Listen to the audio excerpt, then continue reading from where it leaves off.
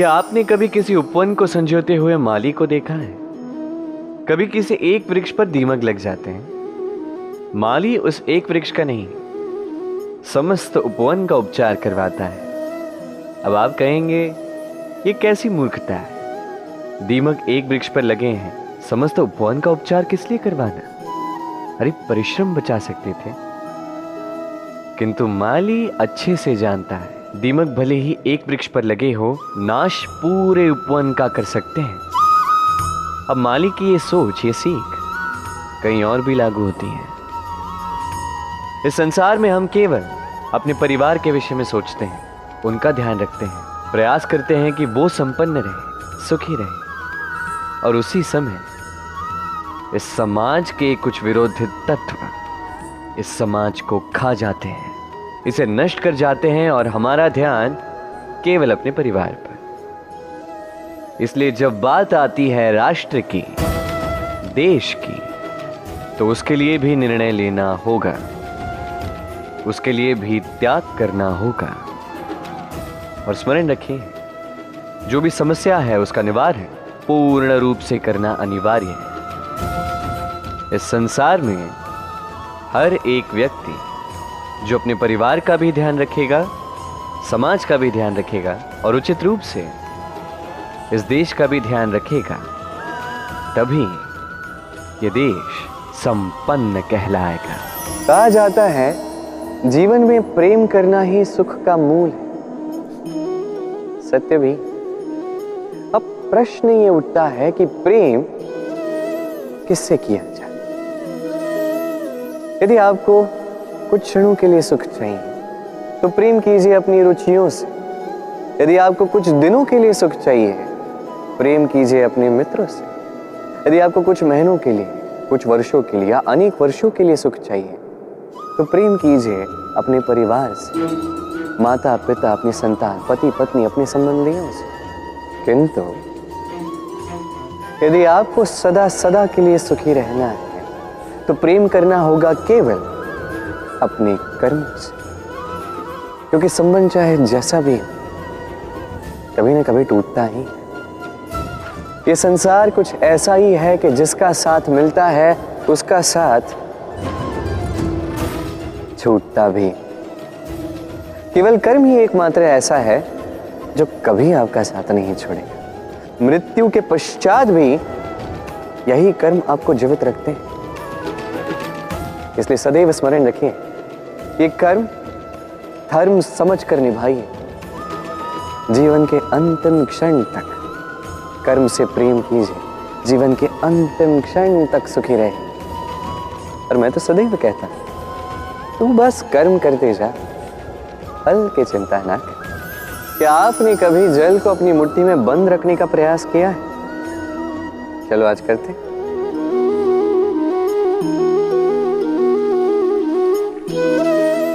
यदि आप मुट्ठी को कस के बंद करते हैं तो जल नहीं ठहरता। यदि आप उसे ऐसे ही बहने दें तो वो अपना मार्ग स्वयं बनाएगा और आपकी हथेली पर भी रुकेगा। जीवन भी कुछ इसी प्रकार होता है, जल की भांति अपना मार्ग स्वयं बना लेता है ये जीवन। हर एक समस्या का समाधान स्वयं बता देता है ये जीवन। इसलिए जीवन में जब भी परिस्थितियां हमारे अनुकूल ना हो, हमें समझ ही ना आ रहा हो, कुछ भी हमारे वश में ना हो, तो हम हताश हो जाते हैं, निराश हो जाते हैं। और यही तो नहीं करना है। शांत चित्त से देखना है इस जीवन में घटित क्या हो रहा है। पीड़ा सभी ने भोगी है। पीड़ा के समय कुछ क्रोध करते हैं, क्रोध में आके पराक्रम करते हैं। यही तो नहीं करना है। शांत चित्त से बस वो समझना है जो ये जीवन हमें सिखाना चाहता है। जीवन सब सिखाएगा, बस स्मरण रखिएगा। कब प्रयास करना है और कब प्रतीक्षा करनी है, ये आपको समझना होगा। कई सारे लोगों के मन में एक प्रश्न उठता है मुझे और राधा को लेकर। कहते हैं ना मैं और राधा साथ में रहते हैं, ना हमारा विवाह हुआ है, मैं यहाँ द्वारका में, राधा वहां बरसाना में, तब भी इतना प्रेम कैसे? ये संबंध है कैसा? मैं उनसे सरल सी बात कहता। आप कभी अपने दर्पण में देखिए, अपनी दोनों आंखों को देखकर उनसे पूछिए कि ये दोनों आंखें एक साथ क्यों बंद होती, एक साथ क्यों खुलती हैं, एक साथ क्यों सोती हैं, एक साथ क्यों रोती हैं? आजीवन किसी व्यक्ति से संपर्क बनाए रखा जा सकता है बिना उनसे मिले। कुछ ऐसा ही प्रेम है मेरा और राधे का भी, और कुछ ऐसा ही तो होता है प्रेम दो नैनों की बात, जो कभी मिलेंगे नहीं पर सदा सदा के लिए साथ जुड़े रहते हैं। यही भाव निस्वार्थता है, और यही निस्वार्थ प्रेम आपको आनंद की ओर ले जाएगा। जीवन में सदैव निस्वार्थ प्रेम कीजिए, आनंद ही आनंद मिलेगा। पक्षी राज कहलाता है बाज। बाज की जीवन आयु लगभग 70 वर्ष। अब 40 वर्ष में आते आते उसके पंजे लंबे और लचीले हो जाने लगते हैं, चोंच टेढ़ी हो जाती है, पंख भारी हो जाते हैं, अर्थात वो भव्य उड़ान नहीं, वो शक्ति नहीं। अब बाज क्या करे? बाज सबसे कठिन चयन करता है, चयन स्वयं की पुनर्स्थापना कर। सर्वप्रथम किसी विशाल पर्वत पर जाता है, एकांत में अपना एक घोंसला बनाता है, और फिर चट्टान पर अपनी चोंच मार मार के अपनी चोंच ही तोड़ देता है। फिर प्रतीक्षा करता है चोंच के पुनः उग जाने की।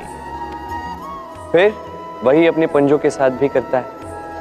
तत्पश्चात अपने भारी पंख एक एक करके स्वयं नोच के निकाल देता है। फिर 150 दिन की पीड़ा सहने के पश्चात उसे फिर मिलती है वही भव्य उड़ान, वही शक्ति, और फिर वो जीवन के अगले 30 वर्ष जीता है।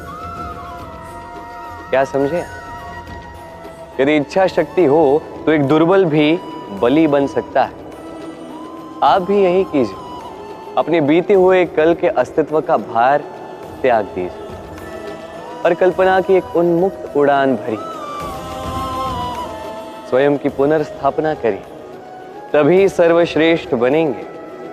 और स्मरण रखिए, ये छोटे छोटे आरंभ ही बड़े बड़े शिखर तक ले जाते।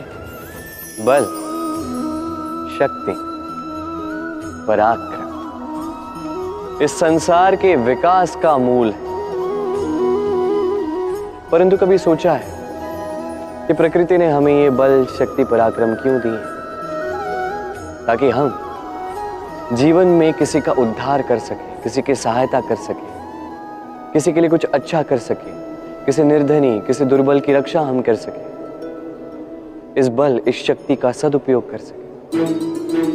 कभी आप देखिए किसी ऐसे व्यक्ति को जिसके पास अटल शक्ति है पर साथ ही अटल अहंकार भी, जो स्वयं को ही सर्वश्रेष्ठ मान लेता है, बुरे कर्म करता है।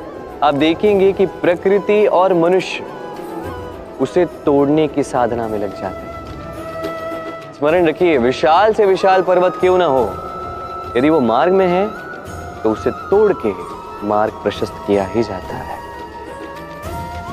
तो यदि आपके पास शक्ति है, बल, पराक्रम है, तो इसका सदुपयोग कीजिए, किसी की सहायता कीजिए, किसी की रक्षा कीजिए। यदि आप अपनी शक्तियों का दुरुपयोग करते हैं तो स्मरण रखिए, आप अपने ही विनाश को आमंत्रित कर रहे हैं।